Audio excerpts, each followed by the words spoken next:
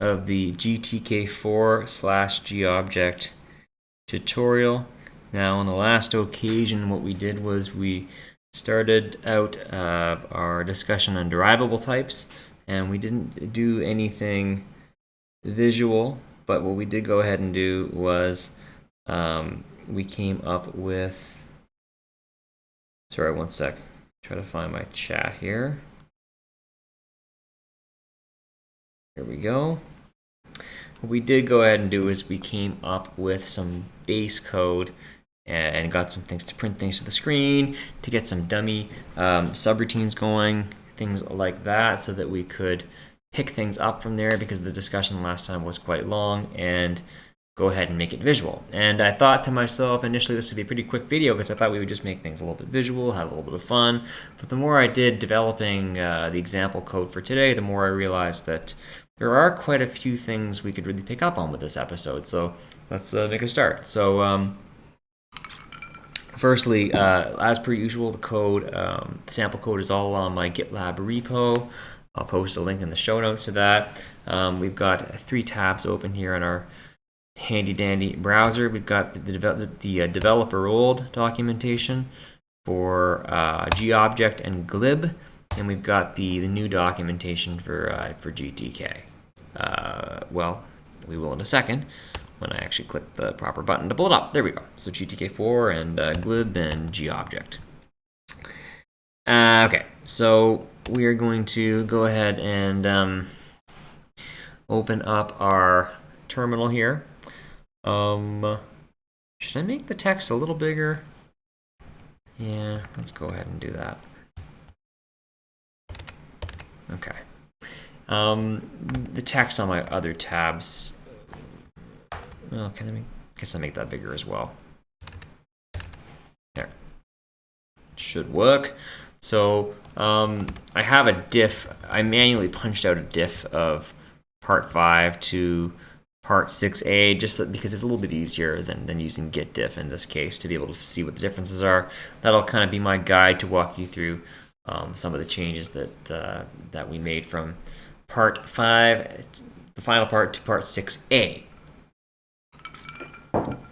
Now, you'll see here we've got our regular files, except what happened there? Okay, let's clear and do an ls again so you can see all the files.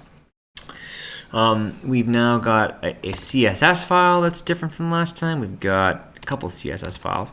We have 2 SVG files, which are literally just images that, so there's a little kitty, democat.svg, and we have speechbubble.svg.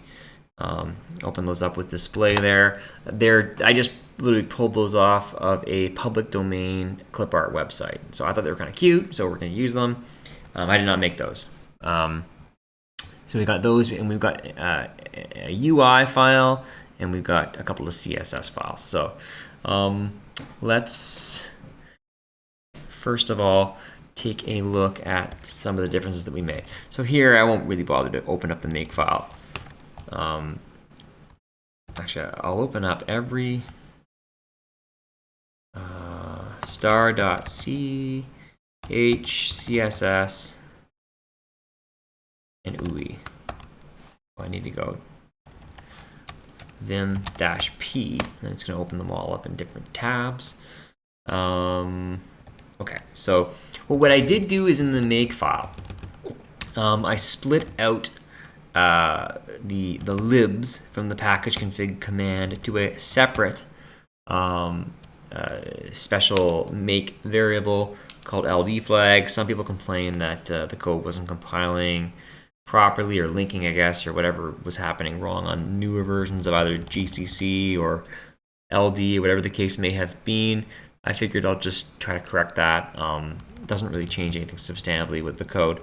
However, just know that I don't really use make files for like a production project. They're kind of just, I find them just to be used good to get quick and dirty things up and running, or maybe a very small project. Usually I'd use the Mason build system if I was going to make an actual build system with actual code I was writing. So I'm not too worried. I mean, it doesn't work on your machine. Play with it until it does. It's not really meant to be something that you ship. It's meant to just be, in my case anyway, something that you just use to help yourself get your builds going. And then once a project gets big enough, you can always switch to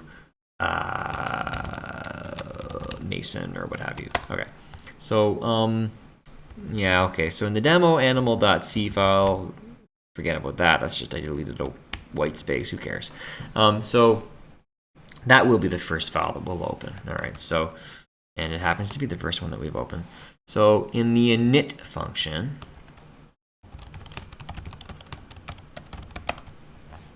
what we go ahead and do is we say, look, this CSS file called demoanimal.css, we want it, and we want that to be CSS that is fed to the demo animal widget. And in the dispose function, I don't really know why I added this. It doesn't do anything, as you can see here from the rest of the diff. I think I must have just wanted to be consistent with the finalize function, and so I added the priv. We're probably going to use it later, I'm sure. So it doesn't really mean anything yet, but it probably will mean something. And so, I think that I added a g-free of the priv arrow name because it looks like that just is something that we just didn't do last time. We should have freed the name of the animal in the finalize function. Don't worry too much about that. It's not that big of a deal. And at the end of the day, we're not really going to use the name in today's code, so don't really worry about that. Okay, so because we're now going to actually be showing something visual, in the class init function, we set the layout manager type to be a box layout, and we go ahead and we set the CSS name of the widget to be demo-animal. Now I'm not actually going to show you that part of the code because you can see it visually right here, but let me actually go to the demoanimal.css file. And what that allows us to do, that piece of code there that I just showed you, is you can go ahead and use this CSS node right here, call it demo animal, and then these guys here will apply to that widget. And so what I did was I put background, and then I literally just cut and paste some code from the Mozilla website that shows you how to make like a kind of a circular gradient with dark green and light green. So basically our animal is going to be on like a grassy field, and so this code basically just makes that kind of look like a bit like a grassy field. You'll see what that looks like in a few minutes when we get to the visual. So note that I was on the wrong tab. There is no GTK widget semicolon set CSS name. There's only GTK widget class set CSS name. So be aware of that. You may be able to, I'm not sure, don't quote me on this, you might be able to, but you might not be able to do it by using GObject set manually, but I wouldn't use API that's not specifically part of GTK. They want you to clearly do it this way, and so we've gone ahead and done that right there. We just showed you the CSS file. It's a new file that's been added. Okay, so in the demo cat.c file, we've added some actual visual widgets, and I'll show you those later because before we do that, it makes more sense for me to show you a brand new file that we've added, which is democat.ui. And you see I've got it open in Vim. It's an XML file, and it's basically this is the first time we've seen this. I've alluded to it in the past, but what this is GTK Builder. Sorry, just a moment. This is what's called GTK Builder XML.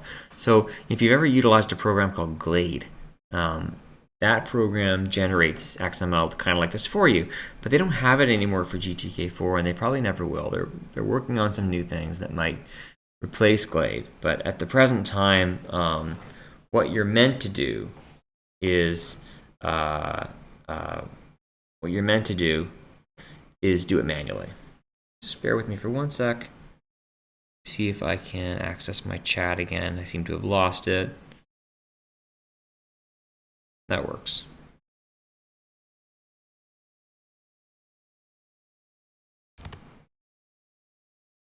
Okay. So, all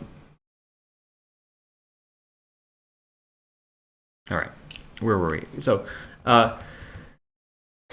what this is it's basically a language. So we've talked about the GObject and the GTK hierarchy a little bit. Now, this is actually really, really nice because it's a language that lets you define a GTK / GObject structure without writing the code programmatically. And you may wonder, what's the point? Why not just write the code? It's not that hard. But, well, we'll see a couple of reasons why. For one thing, if you ask GTK through the C code to load in this XML file and to basically pull widgets from it and display things that are from this file, you don't have to recompile. If you can in some instances change the XML file only and just run it again and not have to recompile. So that's one advantage. It's not much of an advantage when you're doing things, when you're loading the files by resource, which is better for speed and efficiency than doing it with the raw XML file. But at this stage of testing, it does provide that advantage. But one of the bigger advantages, in my opinion, is that you end up being able to use a nice little program called GTK4 Builder Tool. And one of the really nice things about that is that if we had taken, for example, a GTK3 program and we wanted to port it to GTK4, if we had utilized GTK Builder XML in the GTK3 version, and we wanted to port to GTK4 as a starting point, we could run this guy right here, 3 to 4, and it would try to give us a GTK4 version of that same XML. And so if you've mostly separated your code and the actual visual of your program, a lot of the work can really be done for you with this tool. You can also preview a GTK Builder file. So let me go to, let me see if we can do that right now. I'll go to the folder that we're in, and if I go like this, I'm going to use user bin manually because I've got two versions of GTK installed, and if I don't specify, it's going to give me some errors. So Builder Tool, you probably don't have to do the user bin on your system preview. Demo cat.ui. Okay, great. It's not really showing us anything in this instance, so maybe that wasn't the best example. But what if I do it on something? Bear with me for a moment. In the demos here, GTK demo. See an GUI file in here? There we go. Let's try application.ui. Can we do that? No. Why do I always do these things? Let's try demo.ui. Can we do that? There we go. Something appears. Okay, here we go. So here's an example that's in the GTK demo of a GUI file. So we can just preview it right here by using GTK4 Builder Tool Preview. So there you go. You sometimes have to do Control-C to close out the program once you've run it for some reason. Alrighty. Okay. So that's how you use that. And like I said, the 3 to 4 functionality is pretty nice. So. And also, if they happen to deprecate some things in GTK on a go-forward basis, you can always run the validate command and then see what you need to update. So it does make life a lot easier. So if we go ZO to open up these folds here, we can see what the file looks like. And really, what you do is you put your XML saying basically, look, we want an object to be created of type GTK grid. Our ID is going to be grid. And just make a mental note of that. Don't worry too much about like the meaning behind that. But if you don't specify an ID, then programmatically you can't go to your API and say, okay, GTK Builder, go to the XML file and pull the guy called whatever if it doesn't have a name. So you got to give it a name if you'd like to do that. If you got these rando boxes and widgets that are just for visual and you're never going to need to grab them and manipulate them, you don't even need to give them an ID. They can just exist and you don't have to worry about it. So what we'd like to do is have a 4x4 grid and put guys in it. Okay, so we're going to have row homogeneous and column homogeneous be true so that we keep everything roughly equal in the grid. It's going to be a 2x2 grid, 4 boxes in total, right? And so we're going to go ahead and create in the bottom left-hand corner, we want, which is why we have column 1, because 0 counts as a number, and row 1, meaning the second row, because 0 counts as a number. So we want to have the cat. Well, actually, why do I have column 1? Shouldn't that be 0? Anyway, I don't want to. It works, so I don't want to screw it up right now. And then we're going to have a GTK box, and it's going to have the ID speech bubble. And the orientation of that box is going to be horizontal, because what we're going to go ahead and do is put a couple of placeholder widgets in. A GTK drawing area is a blank widget. We're not going to draw on it, but it's just going to be used to take up some space so that we can kind of create a speech bubble. Because what we're going to do is, you'll see in a minute, but we're going to set the speech bubble and give it a background image. And so what we're going to do is have this box, this GTK box, have a background image using CSS, and then we're going to put a GTK label guy right here. It's called speech, and the ID is going to be speech bubble label, and it's going to be seated in that box. And so we're going to have the illusion of having text. It's going to go inside what looks like a speech bubble.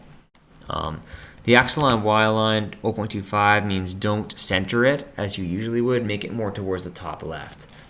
You put a floating point numeral from 0 to 1, meaning how much for Y line do you want it to be down, and how much in the X line do you want it to be to the left or right. So there's no magic behind this. All you need to do to find out what properties are available here is you go to the documentation, and if we go to GTK label, pull it up, X-align is a property. You see here how it says properties. So we see it there, X-align, and then it explains, the documentation explains what all these things are.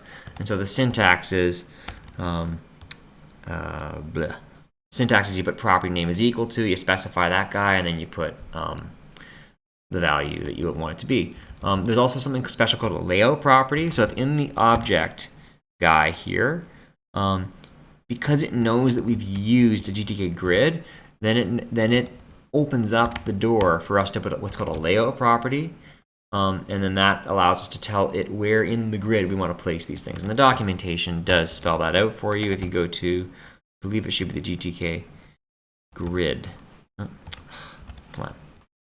Documentation. If you go to layout, yeah, you see right here, you got to look for these little special parts of the documentation where it talks about blah blah blah as a GTK buildable, and then it'll tell you here, right here in the documentation, about this special element called layout and how to use it. So, you know, I just got all this from the documentation. It's all right there. Okay, so we've done that, and then here's our other placeholder drawing area, and that's it. Okay, and so turning back to our patch here, you'll notice that these guys here match up with the names that are in the ID. Now that's obviously, you know, it's not smart enough to know what those names happen to be, but we're going to just give these things the same name as the ID so that we don't confuse ourselves. And there's ways that we will see, maybe not in this episode, but ways that we'll see in which this does matter when you do things a different way. So it's like, if you've got an ID called grid right here, why would you call it fluffy over here? You're just going to confuse yourself. So you just give it the same name. And then we've modified our make sound. Our make sound method, that's the word I was looking for. Let's actually just jump into that here in the code. So that'll be the demo animal.c file, make sound. Nothing's changed here because all we do is call our virtual function, and make sound was set equal to,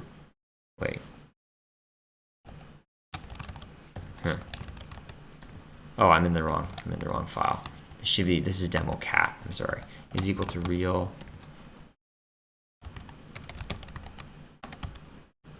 There we go. Oh, it's equal to demo cat. See, here's where we define that in the last episode. So now all we're doing is we're taking this guy, this subroutine method, and adding it to make it visual. So, but before I show you that, actually, well, I'll show you it, but it's not going to make too much sense until you see how we got these widgets in place. So I think what makes the most sense would be is if I just go ahead and show you, I think it's in the init function here. So in order to grab these guys that were from that UI file and put them into our self arrow guy here, so just make a mark here. Like we saw in the patch, we've added these guys here, and all we do is, it looks more complicated than it is, but you call this guy GTK Builder GetObject, and then the first parameter that it takes is the builder, and then the second parameter is the ID. Okay, and what we did up here before we commence is we made GTK Builder star builder is equal to GTK Builder new from file is the function, and it just takes a character string to the location of the UI file. And if we just put it without any path location, it'll just look in the current directory. And so that's how we're able to do that. Now, GTK Builder GetObject, where are we here? Right here, as a subroutine, always returns a GObject, but we want self arrow grid and so forth to be GTK widgets. And so what we do is we cast to a GTK widget. So something that I sometimes do, and again, you'll see later on in the next episode, it won't be this episode, you'll see in the next episode that there is a macro when you're using what's called a composite template to make life a bit easier in this regard. But what I sometimes do is go pound define get widget. Let me just make a little more space here, and then let's just call it X. Actually, let's call it let's call it W. Okay. You can't put a space between when you're defining a macro. And I'll say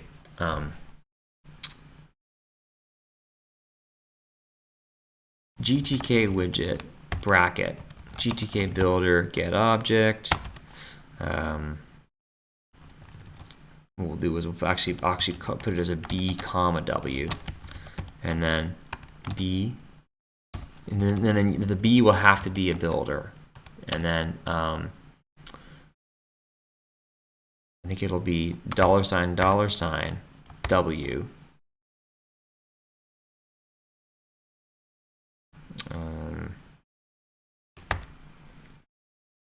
Like that.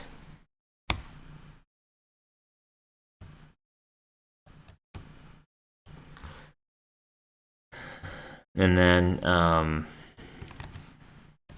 you can do something like self arrow grid is equal to get widget,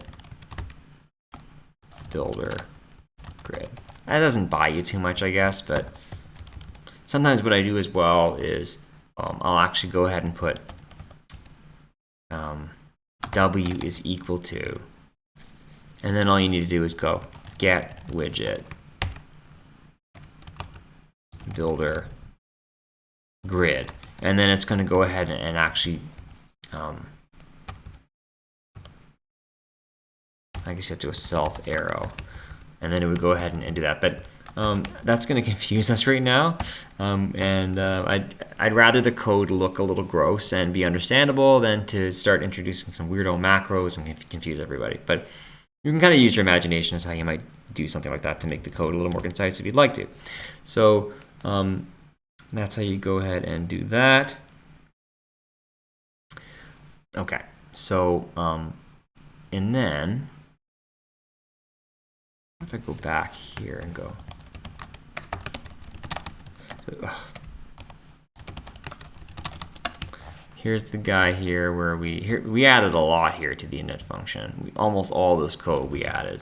So let's talk you through that a little bit. So in order to actually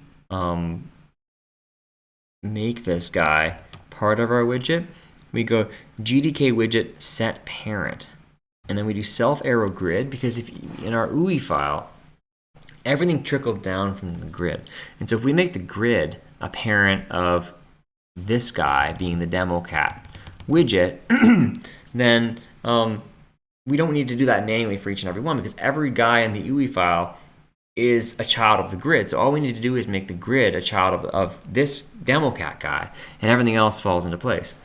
And what that'll do is, because all these guys here in the UI file, we define that all in the UI file, or I should say these guys here, are all children of the grid. When we set parent of the grid to be our guy, namely the demo cat, all of these references will be what's called sunk, meaning that this goes back to the G initially unknown thing that we talked about last day, and I said don't really worry too much about that. When you craft a new GTK widget, it doesn't create a normal GObject instantiation like we showed with some other things like a Pango layout, for example, or a Pango context, where it's it gives you a reference and then you need to go ahead and free it. Widgets create what's called a floating reference, and so when you set a widget as a parent to something else, the parent is set to what's called own that reference, and it then syncs the reference, and then the flag that says this is a floating reference is then disabled on the guy. And so if we were to go ahead and put GObject unref up here instead, then by the time we got here, it would no longer have access to those references, and we get some kind of an error. So you need to make sure that you sync those references before you call GObject unref on the builder. Another way you could do it is to use an auto pointer, and we'll show that actually in a different example later on. Or if you're not sure, just move this guy way down to the bottom and just keep it at the bottom, and then you don't have to think about it or worry about it. So then we go ahead and get a style context for the speech bubble, and we create again another CSS provider, and then we make its CSS file be democat.css. So if we go there, then we've got these guys here that'll give us our font, some margins, and the background, like we talked about before, being the SVG file. Now you may ask, why is there a number sign? We, I believe, discussed this in an earlier video, but just as a bit of a refresher, because we went ahead and, what's the name again? Speech bubble. Because we set the property name to be speech-bubble here in the UI file. You'll note that we didn't do it from the class function of the class set widget name guy. We did it here, or sorry, class set CSS name. We did it here. So this doesn't set the CSS name. This sets the widget name. And this is, to me, one of the weirdo warts of GTK with the CSS stuff, but this is just how it works, okay? So if you set the property name in the UI file, or if you call the function that's called GTK widget set name, I think it's called. Right.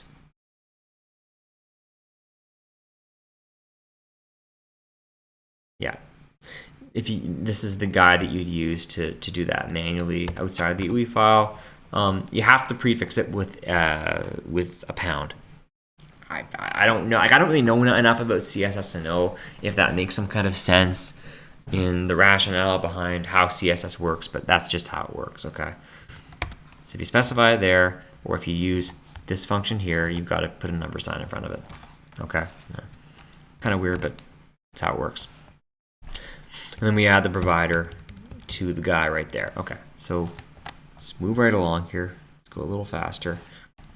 Okay, now we will go ahead and check out the real make sound function. Here we go. I should probably use C tags, make it easier to jump around to find these guys, but that's fine. So, like I just said, we could use I talked about using an auto pointer. Let's show that off here. I didn't have to use an auto pointer here, but I kind of wanted to show you guys how it works. And so what we want to do with the real make sound function is, instead of just printing meow, meow, meow to the screen the number of times that we say to make the sound, we want the label to be set, the string of the label to be set to a string that is meow times the number of meow of sounds that we've asked the animal to make, right? And so nothing's different in terms of the prototype of the function, but now what we do is we create what's called a G string. And if we didn't use an auto pointer, the way that we would go ahead and define it is we would just go G string star meow string. We wouldn't have to necessarily say is equal to null, but you could do that. That would be the equivalent to that guy right there with an auto pointer. With an auto pointer, you use G underscore auto PTR bracket the name of the type without a star, because this is a macro, okay?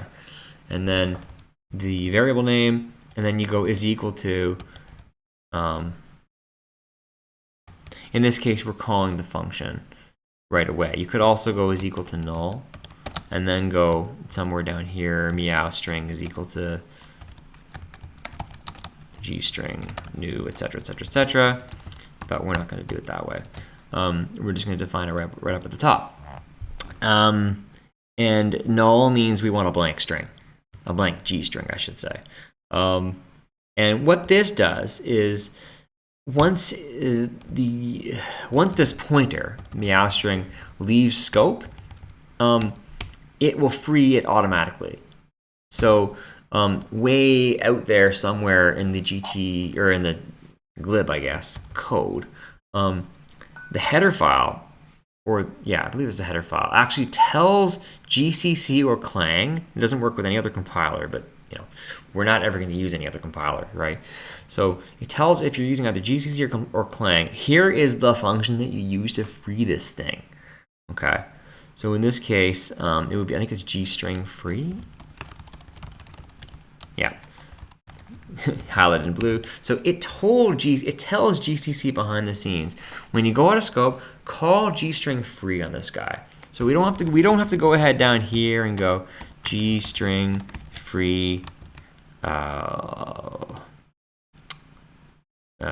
string, because if we did that, that wouldn't really even do us much good, because if we get up here and there's no count, if we hadn't if we go up here and there's no count, just returning would create a memory leak, because if we allocated a new string and then we found that there was no count and we just returned, we'd have a memory leak, unless you did something like this. Go to out, and then you put something like this out here, colon, and then if it's if there's no count, it just goes straight to out, and then it frees the string, and then it accesses the function. But you know, I don't mind that too much, but it's kind of gross compared to just doing this and not having to free it. Less code, easier to understand. So I really like that. So that's something that you can do if you'd like to. This part's the same, except that, okay, what we do is we take that G-string guy, and for each count, we append, using G-string append, meow, space to it. And then what we go ahead and do is, this is a little bit like the string class in C++, if you're familiar with that, which I think uses the C_str member in order to grab a regular const char star or regular char star that other functions will expect. So the GTK label set text takes a GTK label, which we've got here. We have to cast it because this is usually a GTK widget. And then we can't just call meow string on it like that, because meow string isn't a char star, it's a G string. And a GTK label doesn't take a G string, it takes a char star or a const char star. And so we need to go ahead and put the arrow guy str. Now if you go to the glib documentation and you go to GString, it actually, you see how it shows you right here. These are the publicly accessible members of that struct. And so you go arrow str to grab the actual character string. And if you wanted to find the length of the string, you could go arrow len, and arrow allocated len is the number of bytes that can be stored in the string before it needs to be reallocated. Probably never need to use that, right? But it's there if you need it, okay? And so that's how you go ahead and do that. So that's what we're going to do. And then everything else is just kind of prettified by the CSS and the other stuff that we've done. So that is, we covered that. Let's go back to the diff here. We covered this. Created a shorthand, deleted some comments in the init function. Who cares? And then we already showed the CSS file. We already showed the UI file. This may be about it. Oh, and then what we're going to do is in the main function, we're going to, I think I had a superfluous char star name here that didn't do anything, so I deleted it. But I haven't really changed much else. All I've done is in the test function, excuse me, change the demo animal make sound from a 5 to a 10. So we're going to make it meow 10 times. And I just changed the size of the window because I think that with the way that I've laid out the cat and the speech bubble that we'll see in a minute, it just looked better with that size. So don't worry too much about that. Code's all there if you need to review it, but we've already spent way too much time going through that. So I don't know why this is. Okay, what we'll do is, just to make sure that we're on the right part, we are. Let's go make, and then we will run our little guy here. And so I think if we go to main.c, so we've still got our unique kitty cat animal method running there, so that's why we haven't changed that. So that's why we're still getting the printing to the screen right there. But if we pull up our window now, you'll see that we've got this cute green background, and that was the CSS that I showed you with the dark green and the green, what's it called? Gradient. And you'll see, you know what I'll actually do is I'll pull up the GTK inspector, and you can resize it. You're gonna see I'm not, I didn't optimize it too much. It's a bit janky with the resizing, but it's not just a fixed image. It does resize relatively dynamically. It could be tweaked, but I'm not really. That's more of a function of playing with the CSS and playing with the values. You can go ahead and do that on your own time if you'd like. Let's pull up the inspector here, and this will actually allow us to go ahead and see what we've got. So if you click here, it's going to let us click on all these elements here. So let's just click on the cat. So that is the cat image, the GTK image guy. And if we move around, we've got the GTK box, which is a speech bubble.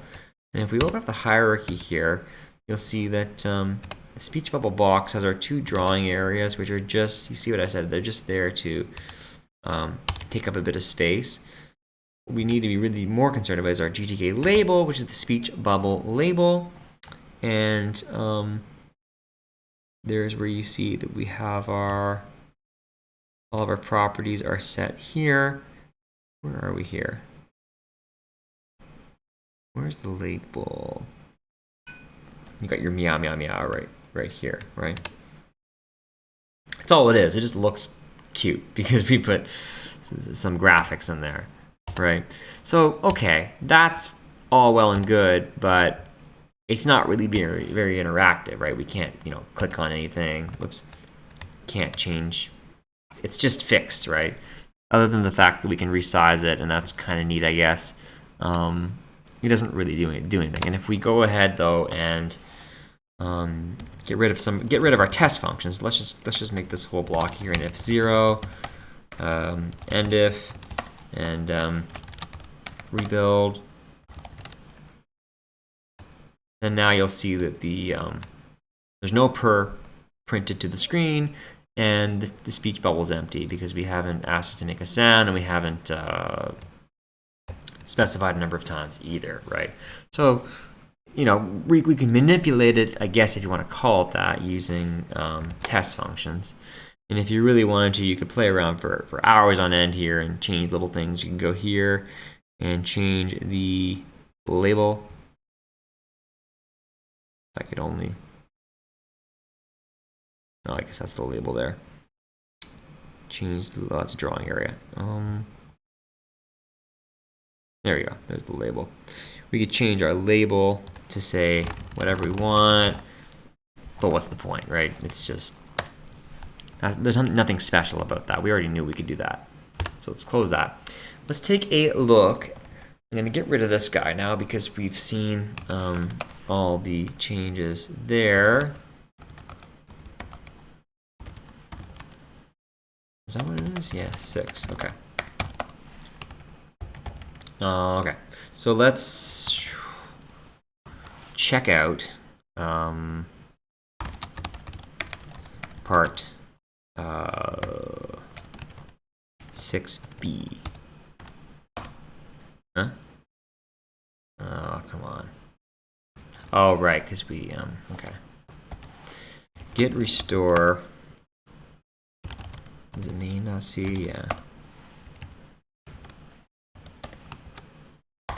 Okay. So now Vim is going to be like, whoa, all your files have changed. Let's just go L. Whoops. All right. Let's go git diff part 6a to show the difference between this guy, part B, 6b, and the initial part 6a. So what we go ahead and do is here's what we're gonna do. We're gonna create a signal called pet, and that's going to be emitted when the cat is pet. What is petting the cat going to ultimately mean? Well, it's just going to mean that we sort of click and drag the mouse button along the cat in some way to pet it virtually. Okay, and so let's go through the patch here. First of all, we change our dummy signal 1, which doesn't do anything, to a signal called in the enumeration to pet, P-E-T, capitalized. We add what's called a GTK revealer, which is a really nice widget that basically allows you to show and hide any widget that you'd like in a number of different ways. And so you can pretty much make any widget you like a child of a GTK revealer. And you set the type of revelation that you'd like for the revealer to make. So you can have a fade in, or you can have it swoop in, do different things. And that's kind of nice. So we're going to add that guy to the cat widget to make it a little more visually appealing. But note that you have to have your animations enabled in GTK for this to work. If you have animations disabled, it'll respect that, and things will just pop up and they won't be pretty. And so be aware of that. So we will create a emit pet private function that will, well, okay, let's not go through it. And we'll go through it this way, but really quickly. So we're going to create an emit pet private function that will just basically call gsignal emit on our pet function. And you'll note that it's similar to what we've done before. Whoops. In terms of emitting a signal, it's not going to do anything too special. And then our real make sound function is going to be expanded to reveal the child of the GTK revealer. What is the child of the GTK revealer? Well, we go to our UI file here. You'll see that we've added in the GTK revealer, and the child of the GTK revealer will be the speech bubble, right? And so the revealer will be the guy that reveals and hides the speech bubble. So we've added that guy here. We've given it the ID of speech bubble revealer in the UI file. The transition type is crossfade. Now, I'm going to show you something here because this may be a little confusing if you're not familiar with how the GTK Builder XML style works. So if we go to the documentation, GTK revealer, and if we go to, what is it called again? Transition type is the property name. So we click on that guy here, and the type is an enumeration type called a GTK revealer transition type, and you got all these guys here. So to specify that one of these guys in an XML file, you take all the stuff at the beginning and just lob it off, right? Because they've all got GTK revealer transition type underscore and then something else. So all you do is take the end part and replace any underscore if you want with a dash, and you can make it all lowercase as well. I don't think it's case sensitive. I think you can put this whole guy in here as well, but that's not really necessary, and it's not the desired way of doing it. So crossfade, in our case, all lowercase is how you'd specify. Yeah, I think that's about it actually. Let's go back to the patch here. So we're going to add a gesture to the cat image, right? So it's going to be what's called a drag gesture. So let me actually open this up in Vim, so it's a little easier to see. So in the demo-cat init function, we're going to add to our declarations a GTK gesture star. We'll call it drag, and then way down here at the bottom, we're going to create it using GTK gesture drag new, which returns a GTK gesture, not a GTK gesture drag. And then we're going to, as we've done before, add it because it also either implements the event controller interface or is a derivable of event controller. I don't remember which it is, but either way, it acts as an event controller and it can be cast to an event controller, a gesture that is, can be. And so we want to add that gesture to the cat image object. And then what we do is we call it gsignal connect swapped. I believe we might change this later on, but for now this is the way of doing this with the least code. So what this basically does is in the emit pet function, which is, we'll show it in this window here, the emit pet private function only takes one parameter, and that parameter is a demo cat star. So if we call gsignal connect swapped, right, it's going to swap the user data with the instance, and so we don't want it to call emit pet and then have the first parameter be the drag gesture, because that's just going to not work at all. It's going to cause a bunch of errors. We want the first parameter to be the demo cat, so that's what we call swapped, and then we set the final parameter, which is we set the final parameter to be self, which will be swapped, and we'll send that in as the instance instead of the user data. And then everything else will just be lobbed off because the emit pet function only takes one parameter. And so what that'll basically do is it's a long way of saying when a drag has come to an end, it's going to call emit pet, and it's going to pass self, which is the demo cat, to it, and that's it. Everything else will be lobbed off because that's all that the emit pet function takes. And so it's a bit of a shortcut, but it's one that's commonly used in GTK, and so it works. And so we've already talked about that, and then we've moved the if 0 down here so that we can go ahead and create a signal, and we're not going to create any properties for now, but we will revisit that later. And for now, we're just going to change the dummy of the signal 1 to a pet signal, but we're not going to change any of the aspects of it down here. Let's say that it's still not going to have a return type. It's still not going to take any parameters. So the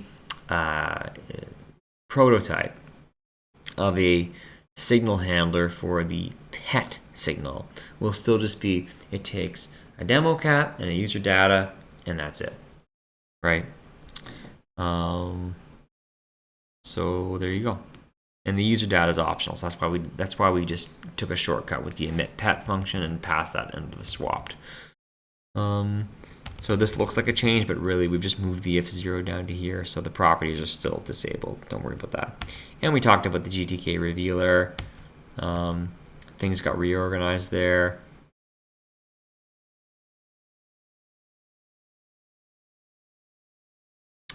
Okay.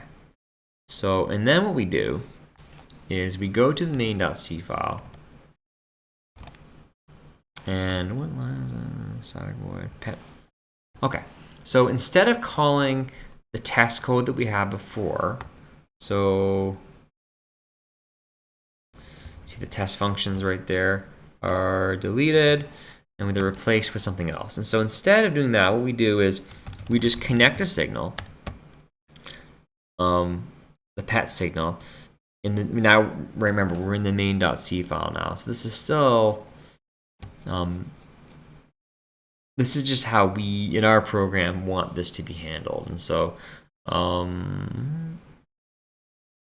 were we? Okay, so we're going to connect the pet signal of the cat to a callback called pet cat callback, and we're not going to pass any user data to it. What does the pet cat callback do? Right, well, it calls demo animal make sound, and it calls it. We're just going to hard code 10 in there for now. We're going to change that later. You'll see how. And I put a little note to myself here and to you guys, really, saying there's also a way to do this without using a callback if you know some special trickery with GObject. Note that the prototype, blah blah blah. And so the prototype for a pet callback, and this will be changed soon, so don't get too deep into the weeds on this, but I just want to show you this for demonstration purposes. So the pet cat callback prototype takes two parameters. We already know this. It takes demo cat and user data, and that's all. But notice that the make sound parameter also takes two parameters, and the first parameter is also a demo cat. So what if there were a way to marshal what we would have passed into the user data from a pointer to an integer? Could we then, or an unsigned integer, I guess, could we finagle that into place and have it just work without having an extra callback here? The answer is yes, we can. Do I recommend doing it this way? I don't know. That's for you to decide. But let's show off how to do that. So what you could do is you could say, let's actually cut and paste this here. Let's comment this out. Let's comment this out as well. What you could do is you could say gsignal connect cat pet to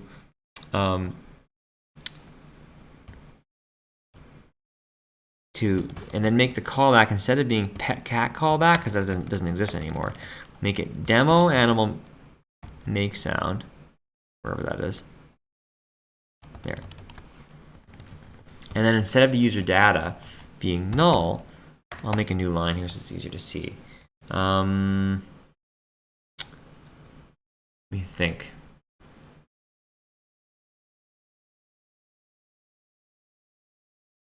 Is it gint? I think it's gint 2 pointer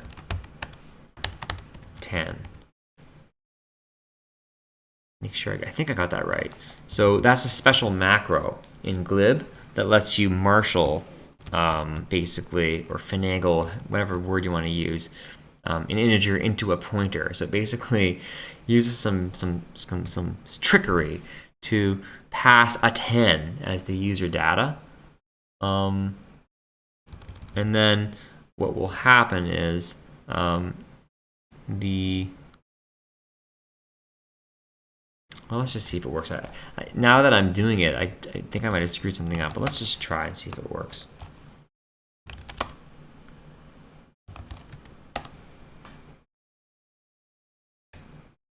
No.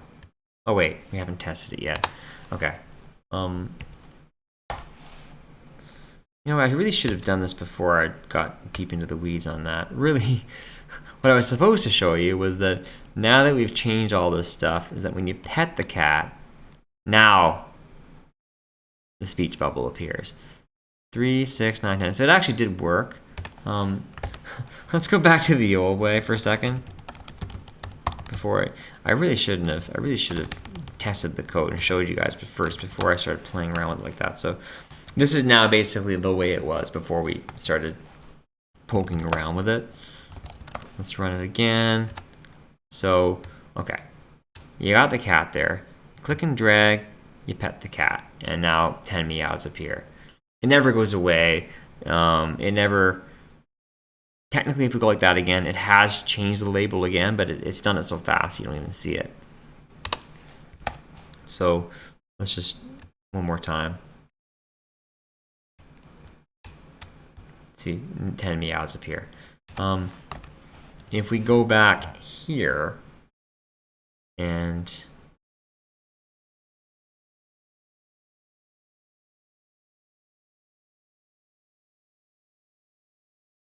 yeah, I think we did that correct.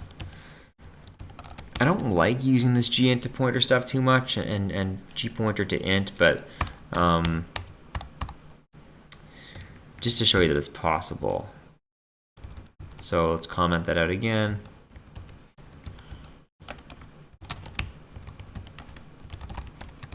So now we have no pet cat callback, and we're just using demo animal make sound directly as our callback. And then we are doing that. So if we run make, run it again, still works exactly the same way. Okay. I believe there's also, I think it's G pointer to int. Yeah.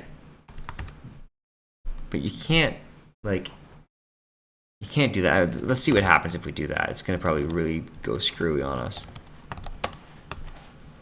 I don't think it'll even come, it might even give us an error, actually. Let's see.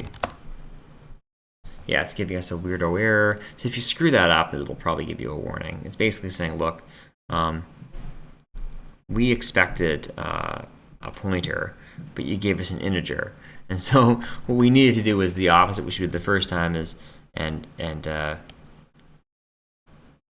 give it a pointer, and that we know is really an integer. So, but what happens if we run it? Let's see if we get like a weird crash, or if it just gives us an undefined number of meows. Oh. Okay, it still happens to work, but you know, who knows what kind of trouble you can get into by doing it that way. So let's not do that. And in fact, let's go back to the way it was. Let's go. git restore everything. Fine. So now things are back to the way they were. We're good to go. So there we go. This made so much more sense in my head last night when I was writing the code. But I got a little confused there for a second. Yeah, that is a way that you could do it. But for reasons that, A, because it's kind of confusing and a little bit weird, and B, we're going to be changing this guy soon anyway, so that this won't just take the 2 parameters. It won't just be a callback that takes just the demo cat and the user data, and so it's not going to be very useful to do things that way at this stage anyway. So there's part B rather, I should say. So that's what we did there. So what could we do next? Well, let's go get check out part 6C. It's going to give us a bunch of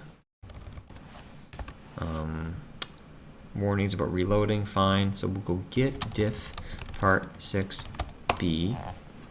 And so we're now going to expand the signal. So let's actually go straight to, this is just to remind me at this stage what I changed. So we changed the emit pet guy. But first, let me just see how many lines. Okay, this is not a big change. Now our changes are going to be more incremental now from now to the end of this video. So we changed a few things. So firstly, let's open the democat.c file, or let's go to it rather. And we want to go down to where we define our signal. So I believe it's gsignal new. And so previously we had no return type, which is still true, but we had no parameters either. And again, in between the instance and the user data, which are always there, like we talked about before. And now we're going to have it when the cat is pet. There will be something as part of the signal called the enjoyment factor. Okay, now what is the enjoyment factor? Well, that's an integer on a scale of 0 to whatever. How much did the cat enjoy being pet? And the level of enjoyment of the pet will be part of the signal that is emitted. The question becomes, right, how do we go ahead and actually communicate when we're passing the signal what the enjoyment factor is? Well, we do that right here. So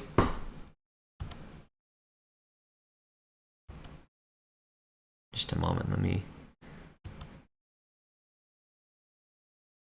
Right, okay. So the we're still calling the same subroutine here to say that when the drag and signal of this gesture happens, call this callback called the emit pet callback.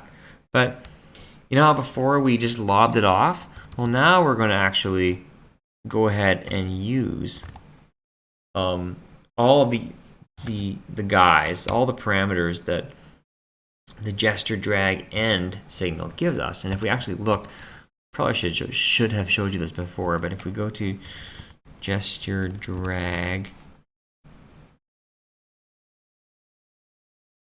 and go to the signals, the drag and signal. So before we were being a little bit sneaky, right? And because we used swapped, we knew that whatever the other parameters would have been from the signal, we weren't interested in. And because we knew we were using swap and that the user data would be switched here to the first parameter, we didn't care what the rest of it was. We just lobbed it off with a closed bracket. And we said, forget about it, because GObject uses a lot of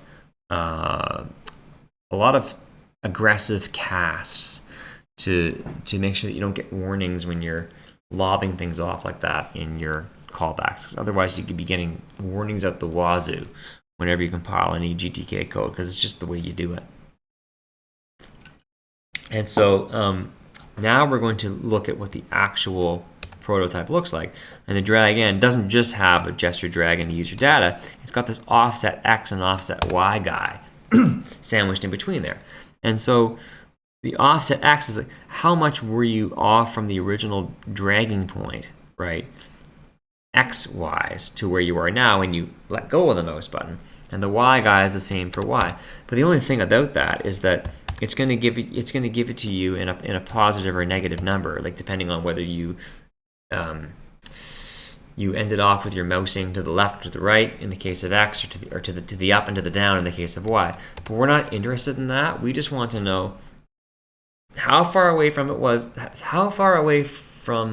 the starting point were we X-wise, how far away from it were we Y-wise, and we want the absolute value, and we want some number that just kind of gives us a general idea that if we dragged further and pet the cat like a bigger amount, then it's going to give us some number that's bigger. And if we do either a single click or a smaller drag, it's going to give us some number that's smaller.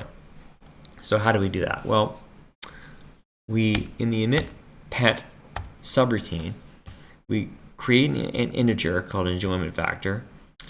And we say enjoyment factor is equal to, we're going to use the max macro from glib. Excuse me. And we're going to take the absolute value of X plus the absolute value of Y so we don't get any negative numbers. We're going to divide it by 20. That's just, don't worry too much about why it's 20. I just played with the numbers, and that was a number that kind of worked out well to give us a decent, reasonable figure. And we want to clamp it at 1. And so what we do is, because we're going to get a lot of situations where the offset X and the Y divided by 20 is going to give us a 0 point something, or like a fraction. And we don't want there to be 0 meows in that case. We want there to be at least 1 meow if you'd like. If you even just do a little pet tap of the cat. And so we're going to put, it's going to be a maximum of that guy, whatever that figure is there, or 1. And so you're never going to get a 0 because it's always going to give you at least a 1. Is what that is. That's why the brackets here are important, because the first guy here is all this stuff. And we need to have the plus of these guys in brackets because order of operations says that a divide by has more priority than a plus, and so you have to do the plussing first, then the dividing by, and then the comma there just says is part of the max macro. And then we're going to call gsignal emit. But the way the gsignal emit works is if we go to the documentation, we knew about these guys here, about the quark and the signal ID and the instance, but there's a ... here, which says, look, if you've got other parameters, put them here, right,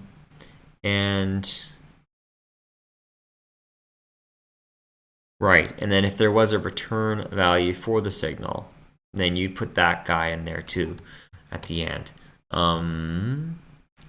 But because most signals do return a void, so that doesn't happen too frequently. So in this case, we're passing above and beyond the usual stuff, the enjoyment factor, and there's no return type. So we don't put, if we returned a Boolean, for example, then we would put the G, I think we put G type Boolean there, but we're not. It's a void. It says right here, if the return type is G type none, you can omit that. I think we could put G type none there if you'd like to, but that's optional. You don't have to do that. I don't think too many people would do that. So that's what we do. We emit that signal, and we add the enjoyment factor now. So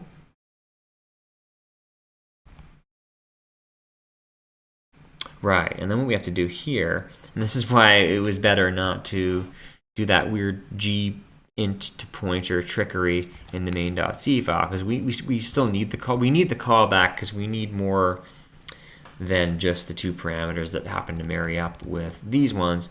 We need actually, I guess you still probably could get away with it doing it the cheap way, but let's not do that. Now that we've got 3 parameters here and 2 parameters there, let's not be too cheeky about this. Let's just do it manually. So the G signal connect still is the same, but it's just now our signal, right, has an additional guy called the enjoyment factor.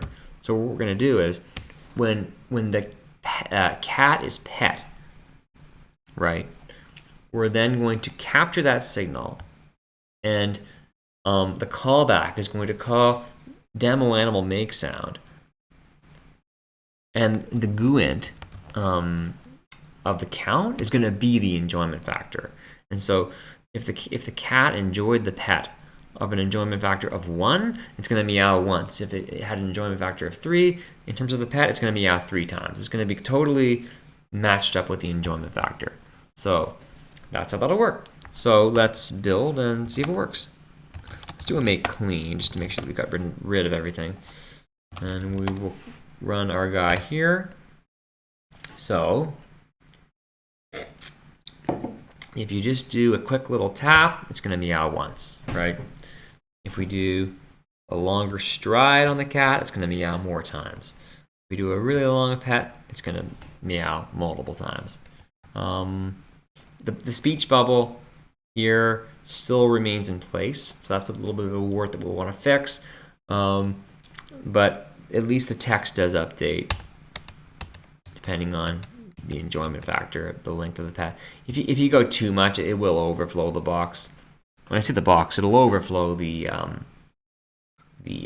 speech bubble, because the speech bubble is not, it's just a background on the label, on the box rather. It's not smart enough to know where the bounds of the bubble are. I mean, you know, if this were like a real serious program, you'd want to make it a little smarter, but you get the gist of it, right?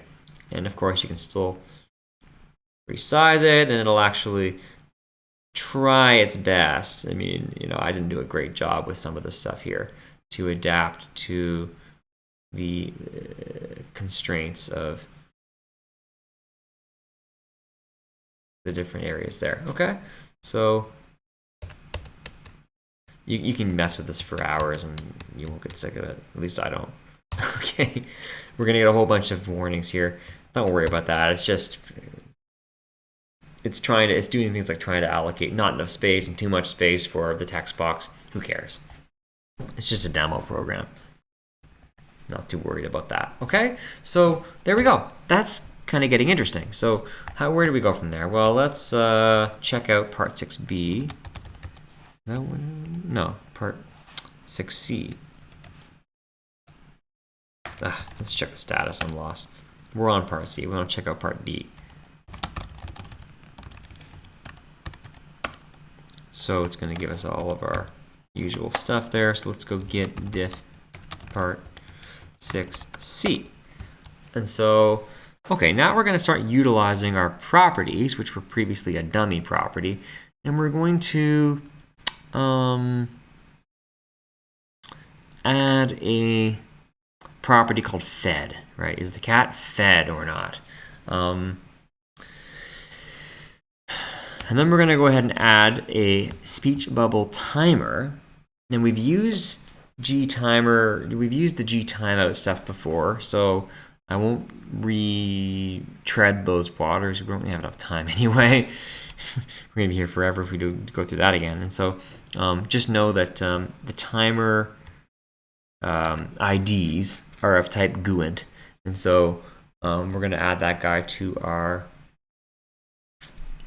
demo cat structure, as well as a boolean called fed, which will be, because our property here, the fed property, will be a boolean type of property. So we need a G boolean to be part of the structure to actually get and set that to actually work out. Let's just go to our democat.c file here. We want to go to our set property. So what we do is nothing too new here compared to what we've talked about before, but we need to make sure that we define the set property and the get property to say, look, in the case of fed, grab the G value here and set self arrow fed to that guy, and then notify by pspec that the property has changed, right? Because we're setting the property, so we need to notify by pspec that the property has changed, or at least that it's been updated. It's not going to be smart. It's not going to be smart enough to say, in this case, it's changed from true to false or false to true.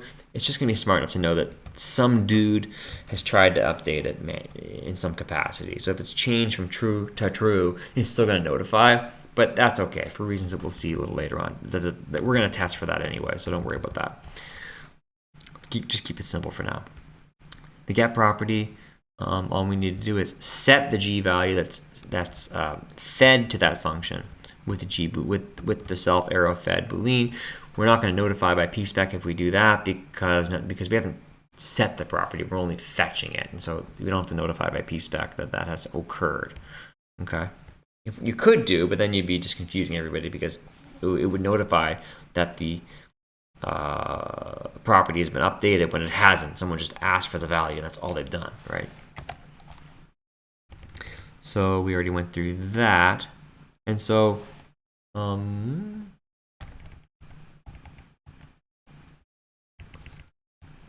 in the property stuff here, we actually got rid of the if zero and the end if and actually make it so. And so if we jump to that part of the code here, here's where we define our fed property. We're going to set the nick and the blurb to null. And that's a recent recommendation. They're talking about going through the GTK source code and actually doing a lot of replacements of the sort of fed, and then here you'd have some like, fed and whether the cat is fed. But the thing is, I think these things used to be used a lot more like 20 years ago, but nowadays aren't really being used by anything. And so to sort of optimize, they're just setting them to null and just saying they're not deprecated in the sense that you cannot use them, but that internally in GTK, they're deciding that they don't really want to go ahead and use those. So we're going to just follow suit and set them to null. The default of whether the cat is fed is put here, and it's false. And then the stuff here is the same as per usual. So fine. And then we're going to set up some timer stuff here. Now so what we're going to go ahead and do is in the real make sound function, we're going to, it's going to be mostly the same. You see here is where we added to it. And because initially, right, when we set up the self arrow speech bubble timer in the init function, it's going to be 0, meaning that there is no timer because everything with GObject is init to 0. But if the timer has been commenced at some point, and if it exists, we want to call gsource remove on it to just get rid of it. It's like start it again, because if somebody wants the cat to make a sound, the timer that had been going, just cancel it out and start it again. And that's why what we're going to do with our timer is once we have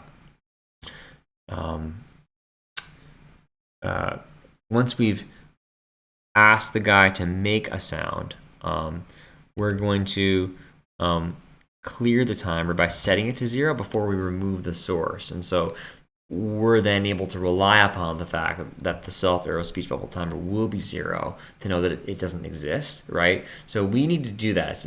When you return gsource remove, as we'll see in a moment, from the timeout function, it's not going to clear it to 0 for you. So that means because the way we've structured this, we're going to have to do that, right? And so that's why we have that guy up here, if self arrow speech bubble timer. We're going to remove the source, and then we're going to add a timeout every 5 seconds is what this means here. We're going to call this callback speech bubble timeout, and we're going to pass self to be the data for that timeout. And then is there any other change there? No. And so if we go to this guy here, right, this needs to follow the prototype of a gsource func, which we've talked about before. Returns a gboolean, but gboolean can be in these gsource funcs.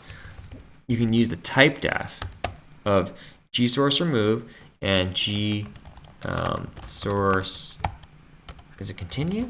Yeah, to mean gsource remove is mapped to false, I believe, which is just an easier way to remember what it does in that type of a prototype, which just says get rid of the timer. We're not going to utilize it anymore. Don't keep doing this every 5 seconds. Just get rid of it. But it doesn't. When you do that guy there, that doesn't set the timer GUINT to be 0, which we rely upon in another part of our code right here. And so we're going to do that ourselves in the timeout function. Then we're going to return gsource remove to say get rid of it. So that's what that does there. We already talked about the properties there. And then what we're going to do, let's actually just go to the main.c file. We're not going to make it interactive yet. We're just going to do some test code to see how this works. So here's our test code here in the scope. We're going to say, we're going to create a gboolean variable called cat is fed. Set it to false by default. Just don't have to do that, but just to sort of clarify in our own minds what the initial value of that variable will be. And then we're going to set the fed property of the cat to be true. And then we're going to get that property from the cat, and we're going to plop that guy into the cat is fed automatic variable right there. And then we're going to say if cat is fed. So if once we've called GObject get, if the get property, if the fed cat property is true, essentially, it'll return that value into here. And then we're going to say if cat is fed, then the cat will purr, right? So that part's pretty straightforward.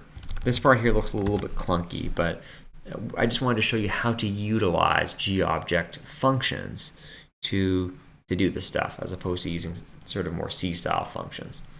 So that is how that works. Why do I have, oh, okay. Why don't I just go E exclamation mark? I don't really know what I changed. I didn't mean to change anything. I just meant to show you guys things. So that's fine. So theoretically what should happen is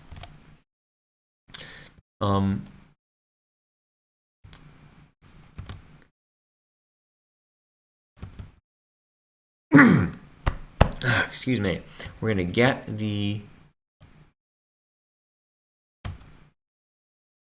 property, sorry, we're going to set the property to true, and then we're going to purr if we've actually set that property to be true. So it's just some test code. So make clean, make, so purr. Okay, good. So it purred. So that must mean that we did successfully set the fed property. I believe the rest of it should work the same as it did before, right? With the petting the cat, that's fine. So we'll close this guy here. Let's see what happens if we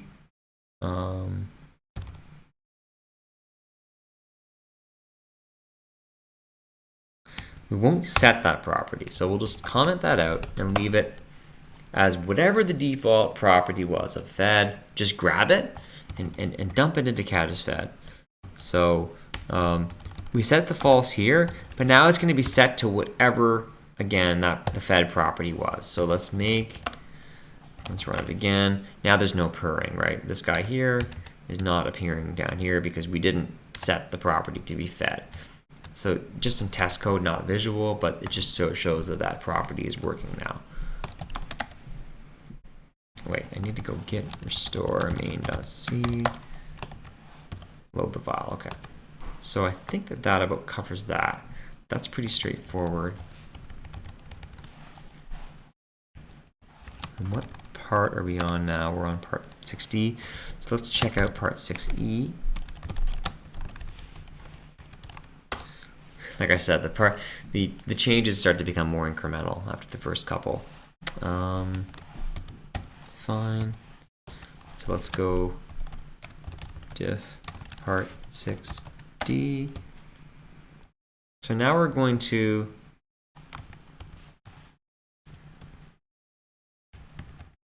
just going to change a couple of things here. So to get rid of some of that clunkiness of calling the GObject set and the GObject get, we're going to make public functions in the democat.c and the democat.h called democat feed and democat get fed.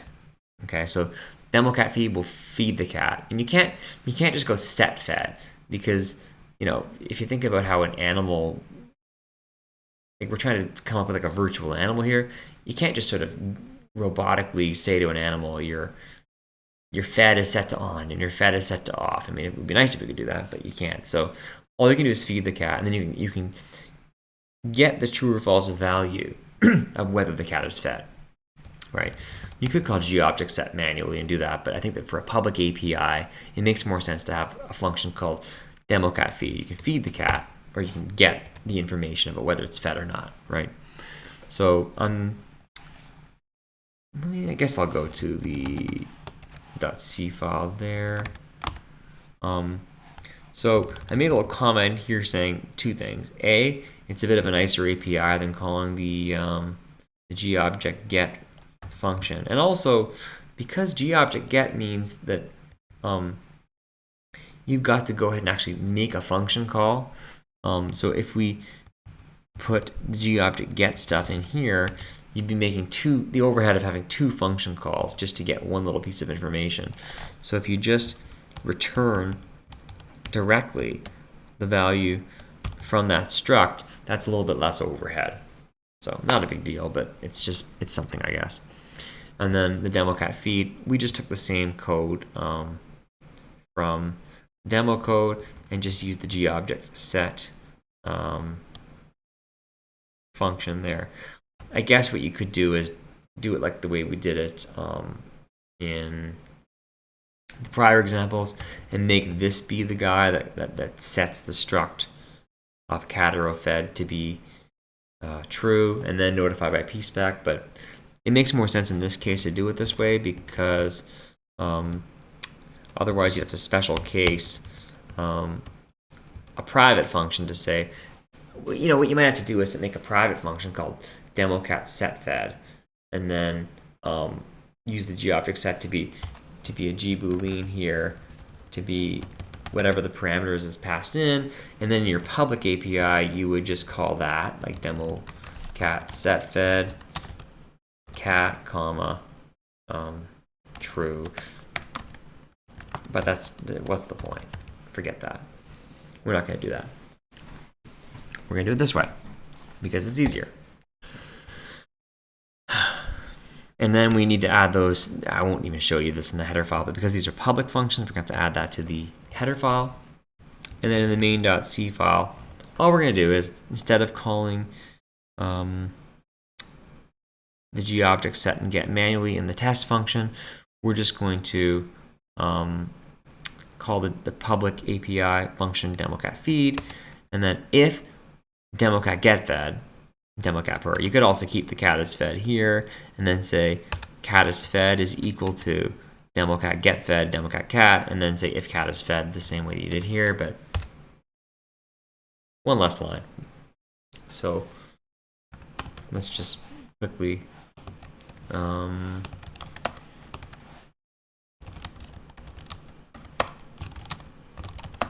build this here, run this. It should work the same as the last example. We haven't changed anything substantively, right? Okay, so we'll close that. Okay, next part. We are in part 6e, so we'll go to part 6f. Great, so let's see. Git diff part 6e. Again, not too much. We haven't changed too much. So, okay. This is quite, yeah, this, you're gonna see this is pretty useful here. So we kind of have to work a little bit backwards. In the main.c file, we're gonna change things around, and this is the, okay, so I think we've only changed things in the main.c file. So let me just take you through that. Easier if I just go to the actual file. So we're still going to feed the cat in the test code. So there won't be any noticeable difference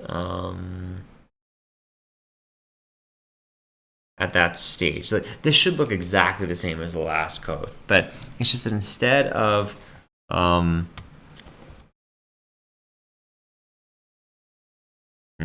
sorry, I forget what I've done.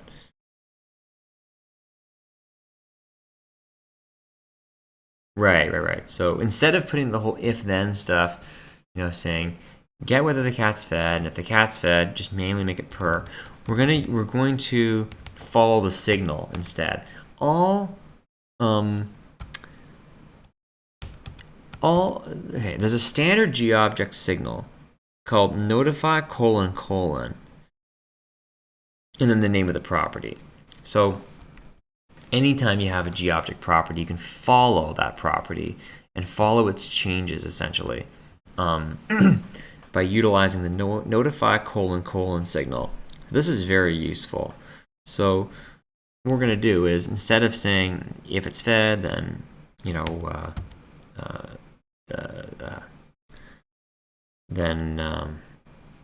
make it purr, we're going to say connect on the notify fed signal. So when the fed property of the cat is updated, track that and call this callback right here, fed cat callback, right?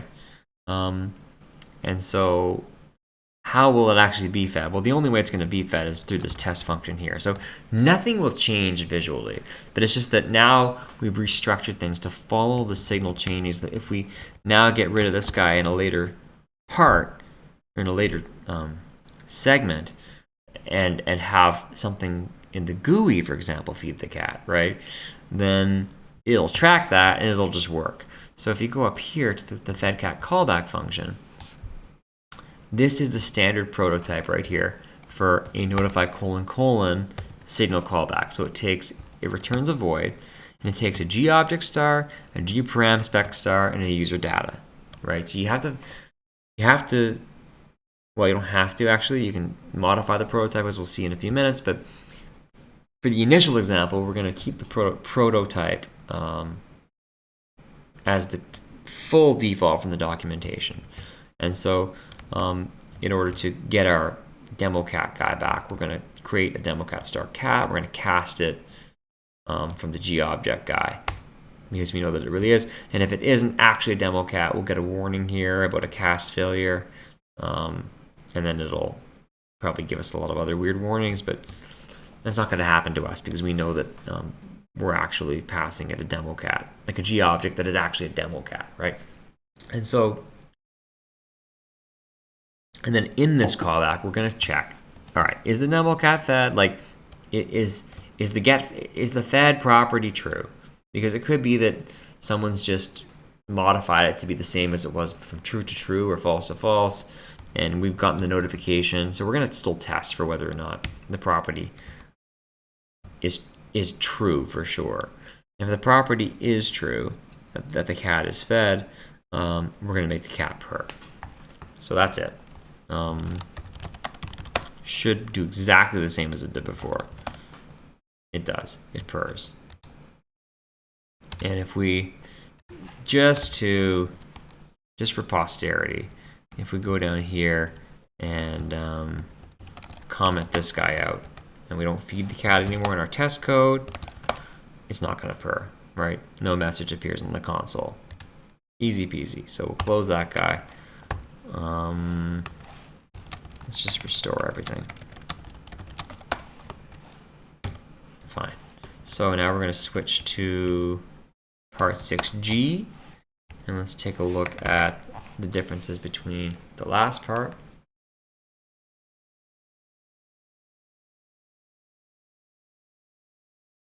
Okay, so we are going to do a few things here. So firstly, let's just go through it in order, I guess. This whole stuff here about the if speech bubble timer, gsource remove, we want to now reuse that code for when we make the cat purr. So we're gonna take that code that was previously in the real make sound function, and we're gonna split that into a helper function called setup speech bubble. And the setup speech bubble is going to go up here, and we're going to put that code there so that we can reuse it. And then instead of the same guys right here, we're going to just call that helper function right there. And then in the per function, let's go to it. Very simple. All we're going to do is call that same helper function to set up the speech bubble, and then we're going to set the label of the speech bubble label to purr. There's no count with purring. You can make a cat purr or not make it purr. So there's no GUINT complexity to mess around with. There's only one way to make a cat purr. So that's it. And then what we're going to do is in the main.c file, we're going to actually keep things pretty much the way they are, except we don't need to. I showed you before the exact prototype of a notify : callback, and I did all that casting to make the GObject star be a cat star, a demo cat star, but that's not really necessary because we're only going to be calling this internally. Like, we're not going to screw up our casting, and so you can actually just change the GObject star here to just be a demo cat star, and it'll work because of all the, like I said, very aggressive casting that GObject does behind the scenes. So we don't need all that previous stuff with the casting and the GObject. You can just make this guy the demo cat right here in the first parameter, keep these second two parameters of the callback be the same, and then the code is shorter. All we have is if demo cat get fed, demo cat purr. And then that hasn't actually really substantially changed. We've just tightened it up a little bit, but the demo cat purr function itself has changed from just a gprint statement to the console to now doing things in the GUI. And so now if we make, actually let's just make clean just to make sure that we totally did it correctly. Now if we make clean, instead of printing it to the console, it purrs at the very beginning of the program because we're still calling it in the test code of the main.c file, but it works. And gosh, it's getting a little late in the night. I don't know if I told you guys, if I actually showed this before, but the timeout's working too. The timeout that we set before is working. So if you either pet the cat, this box will go away after about 5 seconds, and there it is. And we can do it multiple times as well. No matter how many times you do it, if you stop doing it, it'll disappear after 5 seconds because we keep resetting it. We reset the timer, like I said, every time you pet the cat. So we will close that. Let's just show one more time. It purrs, and then after about 5 seconds of the program running, it'll go away. And you can also, if you want to, right when the program starts and the purr is still going, you can pet the cat and it'll meow. So it'll interrupt the purr, and then after 5 seconds it'll go away. So that all works. So that's fine. But now let's go ahead and take this further and not just make it happen not just make the feeding of the cat happen in the test code. We want to be able to feed the cat through the GUI somehow. And then when we do that, we know that when we feed the cat, we've connected it so that the fed cat callback will call and we'll make the cat purr. Okay. So let's check out part 6H, which is our final part. And then we'll do a diff on part G. So a few changes here. Because this will be the final portion of this part today. We will finish off the demo and clean up after ourselves. So you notice all these little runtime warnings that we were getting here of you're finalizing finalizing the demo cat, but the GTK grid is still a child. So what they're saying is, when you set the parent of the GTK grid to be the demo cat, you never cleaned up after yourself. We're fine to clean up everything from the GTK grid. We know how to clean up all the children of the GTK grid. We don't know how to clean up after the demo cat. So what you need to go ahead and do is, like we've done before, call the gclear pointer guy on the grid, and then that'll get rid of that warning there. And do that in the dispose function. Again, nothing new there. We've talked about that before. And then because the gsource, the GUINT, the timer guy is not reference counted, we're going to clean that guy up in the finalize function. So then in the finalize function, we're going to only if the timer exists, we're going to call gsource remove on it. I think that if you just call it on a 0 or a non-existent timer, it'll give you an error. So if we've already cleaned up after ourselves, and we know that we do that by making it 0 as well as cleaning it up, it just won't call that. So we've been a little bit smart, and we've thought ahead, and we know that if it's either never been initiated, it'll be 0, or if we've cleaned it up, it'll be 0. So don't remove it unless it's non-zero, basically. So that'll all work fine to clean up after ourselves. And then what we're going to do is we're going to go to, let me make sure there's nothing else changed here. No, there's not. So the rest of the changes are all in the main.c file. So what we're going to do is reorganize things a little bit in the activate function. Oops. Get some mouse action going here in Vim. And let's reorganize things a bit here. And we're going to set all of our windows up in this set all of our widgets up in this section right here.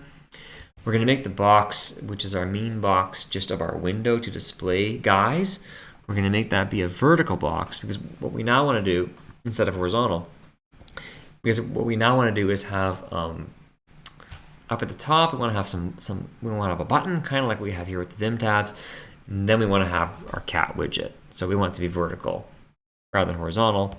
And we want to create a button, standard GTK button, with a mnemonic called feed the kitty. And the underscore here just means that if you hold down Alt, then you can tap the F arrow key, or the F key rather, to actually press that button in. You could also do new with label and then not put that guy in there, but we're going to keep it as a mnemonic. And then the cat and the cat vexpand and hexpand will remain true, but we don't want hexpand to be true for the button. We just want the button to be in the top left, and we want it to be aligned at the start of the section at the start of the slot that it has in the box, and so we just want it to be in the upper left-hand corner, basically. And then to the box, we're going to append the button, and we're going to append the cat widget. And so this will just give us a really rudimentary toolbar with one button that says feed the kitty. And what I said here was, note that this can kind of get unwieldy. It's fine with like these two widgets, but if you start adding all kinds of guys to it, then it might be better to use a UI file, like we did with the demo cat. Oh, shoot! I forgot that you can actually click in Vim. I did not know that.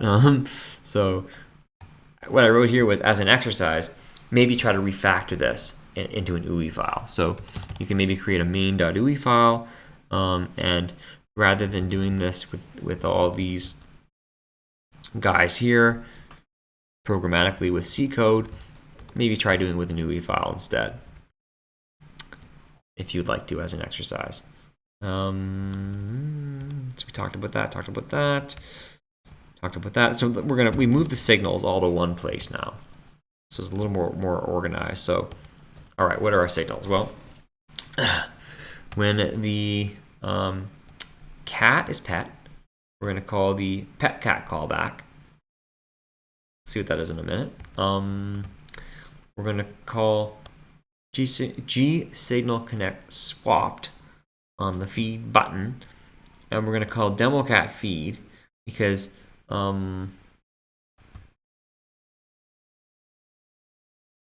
wait a second, what does demo cat feed do again?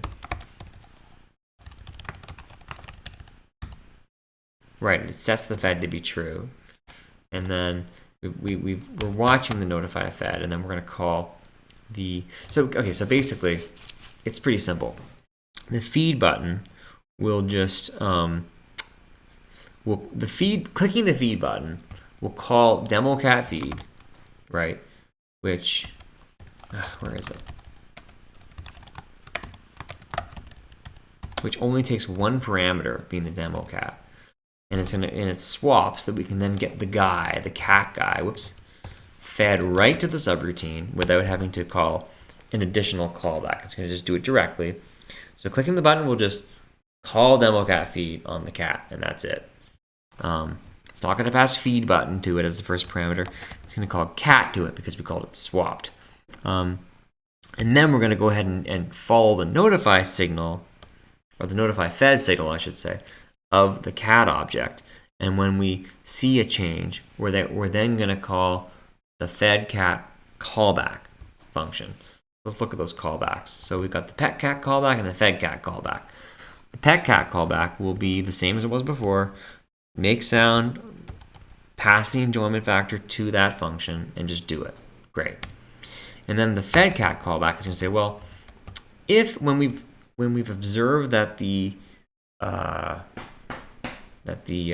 property, the fed property, has changed or has been updated, if it's the case that the cat is fed and that's true, we'll make the cat purr.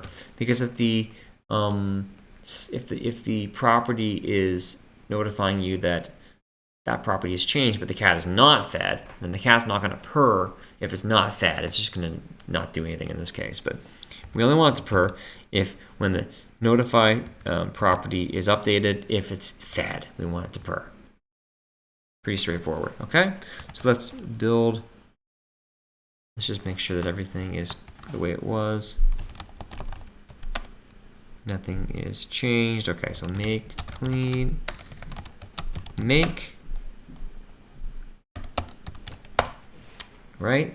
And so we got our kitty here.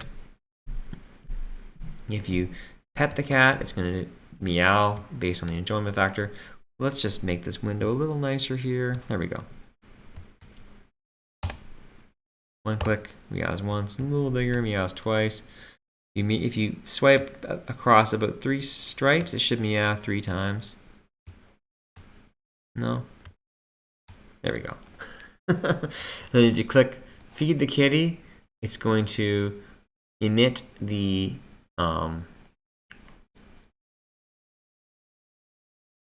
sorry, if you click the feed kitty button, it's going to call the demo cat feed function, which will set the fed property to be true. And then we're going to get a notification that that property is changed, and then it's going to if that property has changed and it's fed, which it will be because that's all that this button does, is going to purr. So therefore, if you click this button, it should purr, and there you go. If you pet it again, you got the meows happening there. Based on the enjoyment factor, 1 click, 1 meow. Bigger pet is a bigger enjoyment factor. You pet it from the head way down to the butt, it's going to give you lots of meows. Feed the kitty, it's going to purr. You know, you could keep going with this. You could modify it to say, well, you could add an additional timer to say that after, say, 20 seconds, which is kind of like real life, the cat is no longer fed anymore because it's gotten hungry. And then in that case, if you I don't know. You could do whatever you want with it. And then if the property changes from fed to not fed, then it's gonna meow. Like whatever you want it to do, you could do. You can keep going with this, but I mean, I think this is a pretty good demonstration of adding some visuals, and we've got derivable types, we've got final types, we've got properties, we've got signals, we've got the notification signal, we've got trickery using the GObject parameters and then the casting and how that all works together. And so, is it the best application you've ever seen? Probably not, although it is a little bit of a nice little time killer.